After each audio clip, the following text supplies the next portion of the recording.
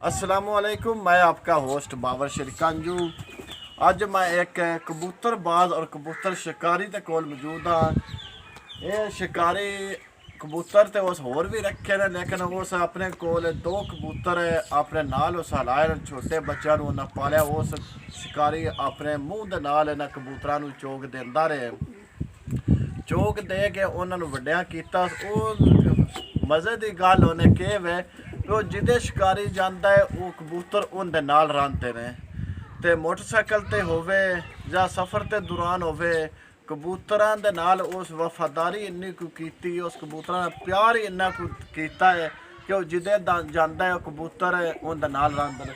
हुण भी तुसीं वेंदे होंदे कबूतर दूसरे भी है नाल ही, लेकिन उन्होंने कबूतरां दे विच कबूतर नहीं जाते, ना ही उन्होंने कबूतरां दे विच कबूतर जाके रलते हैं, ना ही उन्होंने कबूतरां दे विच जाके बंद ने।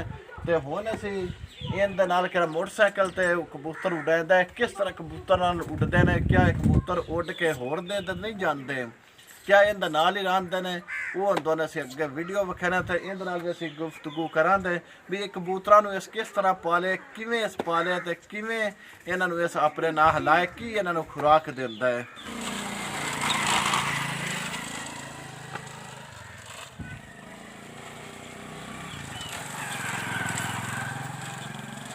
जी नाज़रीन, कबूतर उड़ रहे नाल मोटरसाइकिल ते जा रहे हैं।